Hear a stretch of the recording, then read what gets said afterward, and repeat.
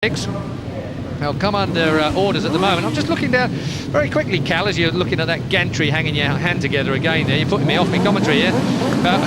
Just give us a quick prediction on who you think's going to win this race. Looking at the timesheets, I think Richard Wren's looking like he's doing really well this season, and he's had it. Ollie Bridewell was the man that got the great start there. Ollie Bridewell leads into turn one. We'll get more from Cal Crutchlow in a moment. Got to be quick at this game, Cal, as well as me and Neil will butt straight in. Richard Wren about sixth there. Richard Wren, a really bad start from pole position. Well, of course, the other thing is pole position is more uphill at this racetrack here at Brands Hatch. Of course, the inside line is a little bit smoother to the first turn. And maybe it was just a case of the roll up the hill was a little bit neater for Ollie Bridewell as out front, and not quite so good for Richard Wren. So they're down Graham Hill, onto the Cooper straight now. It's all dry just about everywhere on the racing line. That'll be good news as far as these guys are concerned, although not so good news if you want to ram it up the inside somewhere and risk a bit of the damp patch, and you never want to end up in a damp patch. And these tyres, yeah, definitely standard D28 Dunlop RRs. These tyres, pretty much road-based tyres, every one of them on the same tyres, and they're not fantastic in damp conditions. I'll tell you what, scary down into this turn. It's always been one of them corners that I've worried about. Hawthorne Bend, it's a quick old track, there ain't much runoff. Then it's down into Westfield, drops down the hill into Dingledale, a great bit of the track. It really compresses the old suspension there. There is actually a passing place if you can, up in the Sheen curve just here. You've got to be brave though, and you've got to have a nice dry line around the outside. Then it's Sterling's, this left-hander. Back through Sterling's. The run under the bridge. It's dry just about everywhere around this track now. We are going to have a cracker of a race, I feel. So under the Think Bannered Bridge, into Clark Curve, and then out onto the Brabham Straight. Well, Ollie Bridewell, again, if we look at pole position times historically through the R6 Cup, it didn't really count for much because these boys just get quicker and quicker. As the weekend goes on, yeah, Guy Sanders there closing in on Oliver Bridewell into paddock, slightly different lines round there. I think we're going to have a bit of a Druid session soon. James Hillier, yeah. James Hillier up there in third. Guy Sanders, oh yes, as Ollie Bridewell ran a bit wide. Guy Sanders didn't need another invitation, did he? And he took it right out to the damp stuff. But it is Guy Sanders now that leads for the first time in R6 Cup, as far as I can reminisce. I mean, tell me different, Neil Mackenzie. No, I think you're dead right, Keith. But you're just backing me up because you don't know any different. I know one thing, you leave a couple of inches gap and there'll be another rider through it, that's for sure. Oh, James Hillier is the man on bike 37, starting on the second row of the grid. He's there in third place at the moment, now putting under pressure Ollie Bridewell. Still it goes. The thing I like about these R6s, they don't half pulse and revs. Now, a little bit wide was Oliver Bridewell there and paid for it plus a bit, with a bit of interest. Underneath the grids there, and that... Look at Adam Jenkinson on bike number 11, up to fourth place. Adam Jenkinson, he's a ghost on a motorcycle. He just drifts on through the field. The times we've seen him come from behind. And really, Adam Jenkinson's got great style. Real good lad. I mean, he's really, I think, one to watch for the future. He is a class act, and like you say, he just goes fast rider. He's not particularly aggressive, but he's very fast and very smooth. And that's what you need in conditions that are slightly less than perfect at the moment. Although I have to say that on the racing line, they're not too bad. So, lap 2 of the 12. Long way, Ollie Bridewell again out nice and wide, too bloody wide, I think. Guy Sanders there in second place as they come up to 135 mile an hour at the start and finish, and into Paddock Hill Bend, a very, very tricky off-camber over the hill. Can't see the apex of it as you come and approach it on the brakes. Jenkinson up to third. Yep, and so neatly done. Well, he did win here at the Indy circuit, of course, but this track, if we say Richard Wren, well, he was looking forward to this. Richard Wren on bike 24, who didn't get a great start. The pole man, he's back a little bit at the moment in, what, 6th place. He's on the back of this bunch. Richard Wren has done this whole track before in the MRO series, so he actually knows this racetrack fairly well. There he is, up 24, to 5th, Richard Wren. He's got himself up to 5th. Yeah, but he's got a lot of work to do. He knows the track, but Adam Jenkinson will be learning this track every minute of every lap. Yeah, Adam Jenkinson definitely the danger man there, number 11 and third. And now having a look at Guy Sanders and Oliver Bridewell. Oh, Richard Wren has the fastest lap, 1 minute 36.9. He did do a stunning lap in practice, 1:33.871, which was the second fastest in second place Guy Sanders. Very, very impressive lap. And a new lap record, I hasten to add, as far as the R6s are concerned as well. So flying around here, looking at him, there he is, 24, Richard Wren. No, I'll tell you what, he might be in the back of this bunch, but that ain't so far away from the front of this bunch. That's Jenkinson back in fourth now.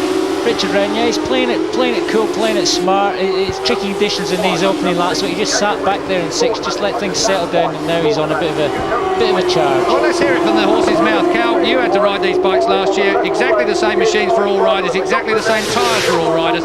What's the tyre situation here? I mean, do you have to save your tyres a little bit? What's the main concern as a rider from these type of motorcycles? Last year we had an allocation tyre of the tyres, and I know they have this year. I think it's 1 front and 2 rears per weekend. So, you know, as far as I was concerned last year, you try and do as little as you can in the practice and the qualifying sessions, and just save the tyre for the race. But yeah, I can see Richard Wren there in 4th place. I bet he's saving his tyres back there, because he's just making the leaders, Guy Sanders and Ollie Bridewell, just do all the work, and they're starting to race each other a little bit. And you know, he's setting a great pace, this Guy Sanders. So I think you'll see Richard Wren, you know, in the last stages of the race, maybe have a little bit left on that tyre and come back through. Well, just a little bit earlier on, you will of course seen James Hillier making a bit of a mess of things going into Paddock Hill Bend. He's paid pretty badly as far as that's concerned as well, and slipped back down the order. But it is Guy Sanders that's making a Wren up to 3rd. It's going to be one of those days. So the men for the championship are 24 and 11. They're locked together in combat, back in 3rd and 4th places at the minute. And I have the feeling that's not the last we've seen of Adam Jenkinson in 4th place at the moment. So Sanders and Bridewell, we might not have expected them to be so far out in front at the minute. Maybe they won't be in just a few laps' time. Still a long way to go in this. It really is. I mean, if you deduct the worst results, Adam Jenkinson is actually on 85 points. 75 points, and Richard Wren is on 60 points. So there's a fair old gap really at the front.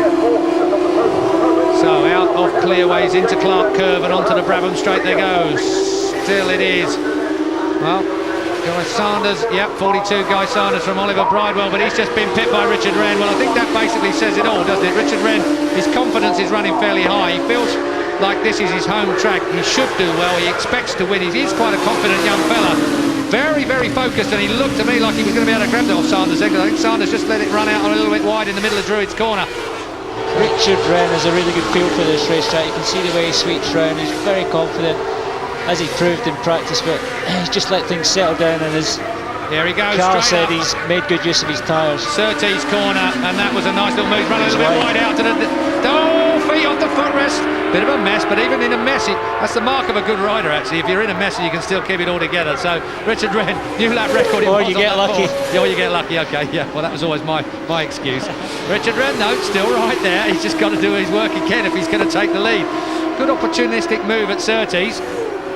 Ollie Bridewell now all over the rear end. Let's take a look at this. Talk us through it. A little bit wide out on the damp patch there. A little bit of loss of traction. His left foot, it's his left foot that came up. Yeah, lucky he didn't run himself over. Yeah, he's quite a tall lad as well, so I suppose running himself over is always a possibility. Still Adam Jenkinson there in 4th place on bike number 11, and you can see big black clouds homing in over Brands Hatch, over the Clearway section of this course. I don't think we've done as far as rain is concerned yet. If you're watching it live on Sky Sports at home, you may be in the right place. So Richard Wren gets a big sweep out of Clearways onto Clark, onto the Brabham Straight now. That is what it's all about. These bikes are exactly the same. You've got to find your tactics, you've got to find your technique, and Richard Wren, good drive out of Clearways. Oh, someone wide there. Yeah, really wide. Ollie Bridewell, wasn't it? There's someone off, I reckon. Richard Wren, oh, that's Adam Jenkinson. That is your series leader. His 2nd crash of the year. Very series unusual leader mistake. Jenkinson is out of this race. He crashed at Snetterton earlier on in the year. He only got 9 points in the last round at Thruxton. He is under pressure, but at least he's not hurt. Well, they finished in this position. Richard Wren will be leading the R6 Cup Championship. You are a mathematician. There's only 3 points in it, so I think we can confidently and safely say that, can't we? But, of course, race wins are not always what counts. With us, Cal Crutchlow, you won more races last year than anybody else in the R6 Cup and finished 2nd. Yeah, I did. I won actually 4 of the races in the R6 Cup last year, and you know, Tommy Hill won the championship, so definitely the winner of the championship actually doesn't always have to win all the races. We've seen it a couple of years back in Supersport where Andrew Pitt in the World Championship, he never even won a race and ended up winning the championship. So I think consistency is the key, and I don't know if there was a bit of contact there between Bridewell and Jenkinson, because it looked quite close, and you know, he might have just got shoved wide, which is, you know, it's a fast corner off paddock hill, and I just don't know if he's gone down heavy, but he looked to be okay. Yeah, he certainly looked like he was on his feet. Didn't look too happy about it though, did he? Still we have Richard Rendon, my one to watch out front. I don't get any points, of course, for predicting him being the one to watch, because we knew just how good he was here at Brands Hatch, and he came off of a win at Thruxton. But still, it's always interesting to see the face to the name of these new young stars that are coming through. Just 21 years old, remember. Just struggling a little bit over the years with sponsorship. 21 might seem young to the likes of me and Neil Mackenzie, but actually in motorcycle racing nowadays it ain't that young. Well, speak for yourself, Keith. I'm a bit younger than you. Yeah, Richard Wren. Once you get past 40, Neil, it don't matter. Kevin Schwartz is 40 now. Makes me feel a bit better. Go on then, continue. Well, I was going to say Richard Wren suffered from a nasty hand injury for a long time, and he's been in the wars over the last few years, but back to almost full fitness now. Well, it'll be a little bit of a gem for him, and certainly his past says that he's a man that's likely to do well in the future, and certainly winning the R6 Cup is a big step up ladder-wise, and it will give him an opportunity to ride alongside Rob Mack's best runners in the Virgin Mobile Yamaha R6 Cup team, which of course, Virgin Mobile Yamaha Superbike team. And if they get that R1 sorted out, which certainly after Brands Hatch looks like they are, it's looking that way. It could be a very, very good team to end up a ride with next year. Richard Wren reminds me a lot of Tommy Hill, similar sort of size, similar riding style. He comes from the same part of the country. Yeah, I was going to say London, which is a long way from where you live, but he's a bit of a cool dude as well, Richard Wren, isn't he? Not quite, I have to say, as cool as Tommy Hill. He is like the Iceman of the former R6 Cup races. Had a lot on his shoulders this year. A lot of people said he wouldn't do the business, but he has. But it hasn't gone to his head, which I think is impressive. And he's only, what, 19 still, Tommy Hill. Richard Wren, out of Druids, down to Graham Hill. Actually, we're joined here in the commentary position by another Yamaha legend. Sponsor of many men on Yamahas, Arnie Fletcher, formerly of Len Manchester Motorcycles, here with us now. This commentary position just gets better and better. I should have asked Arnie who he thought was going to win all of this, because he's usually pretty much up on these youngsters. So up onto the back straight we go. Richard Wren in control, and he knows it. Takes a long look back to 42, Guy Sanders. Then it's Oliver Bridewell on 46. James Hillier, after that slight slip, has dropped back into fourth place. Glyn, Lee, Bray, Cox, Lowry and Cummins round out the top 10. Michael Niblett just outside it on 11. Dingle Dell now. Up the hill to Sheen Curve. We're on lap 8 of the 12. Still quite a long way to go in this race just yet, but Richard Wren, actually the other thing that impresses me about him, despite the fact he fluffed the start here, smooth, isn't he? Very smooth, never has any moments, and like Adam Jenkinson, very smooth, doesn't get into trouble, not too aggressive. Through Clearways, on to Clark, great style as the sun comes out over the Falston Centre there. Onto the front straight they go. Meanwhile, we look back for the battle at 6th place. 28 is Victor Cox. Now, Victor Cox is, well, he won one race last year, back in this round, actually, Brands Hatch on June the 22nd. So, Victor Cox has been a winner here at Brands Hatch, and this is his second year in the series. I wonder, Cal, if I can ask you, I mean, you obviously did 1 year in the R6 Cup, the inaugural year here.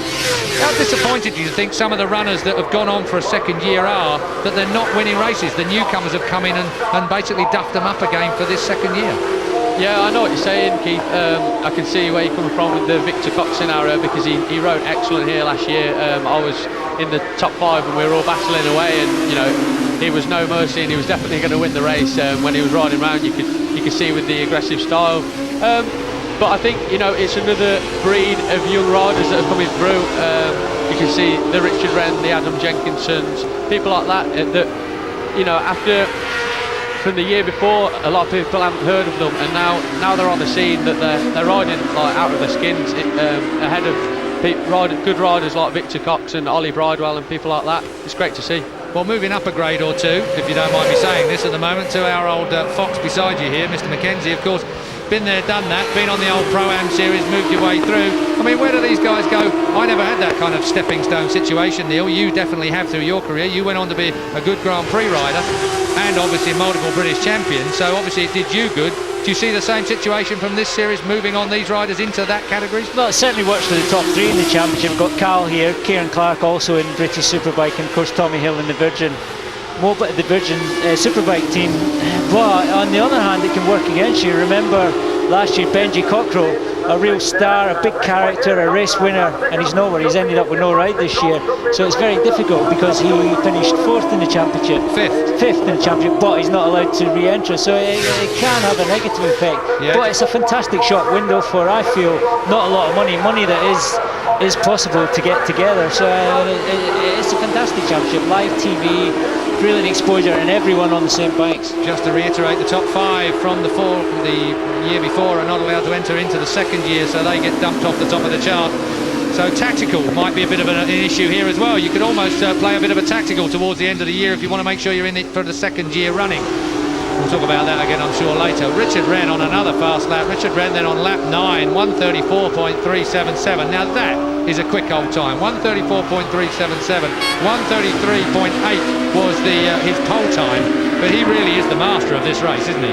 It is, especially that he's in front, because it's easier to get a good lap time if you can get in the slipstream, if you can get dragged along the long straights here at the Brands GP circuit. But he's doing that at the front.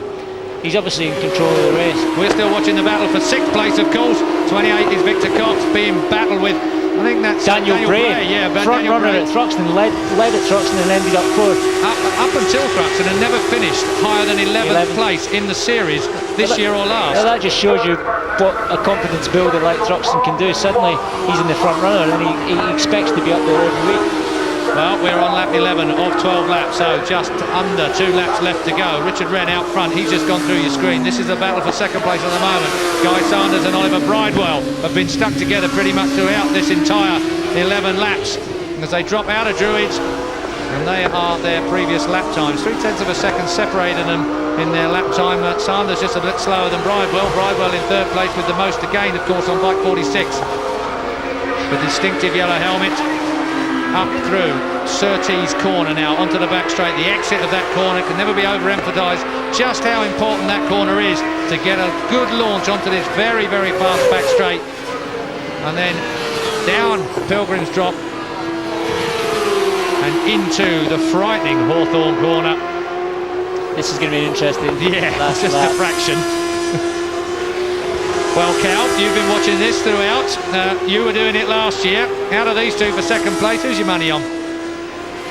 Ollie Bridewell's looking good. He's just put a very fast lap in there and took 4/10 off on one lap of Guy Sanders. So I don't know. It's hard to say. We've seen it loads of times before where they can get tangled up and they have a great battle. But you know, I think Ollie Bridewell's looking good for the last lap. We're coming up to the last lap now, and we'll soon see. Guy Sanders qualified in front of Oliver Bridewell. Oliver Bridewell looking then to try and reverse that particular compliment. Over the line has gone Richard Wren to start the last lap. Richard Wren on bike 24 leads this race, but this is the battle for second place now. There's battles all the way down the field in the Yamaha R6 Cup race today. They're all a bit spread out, but there is nothing dull about this race. As up the inside comes Ollie Bridewell, right on cue, bouncing on the front end of that bike, but he's going to run wide. No, he's not. He's pulled it down. I was impressed with that. I thought he was going to run that wide, Neil.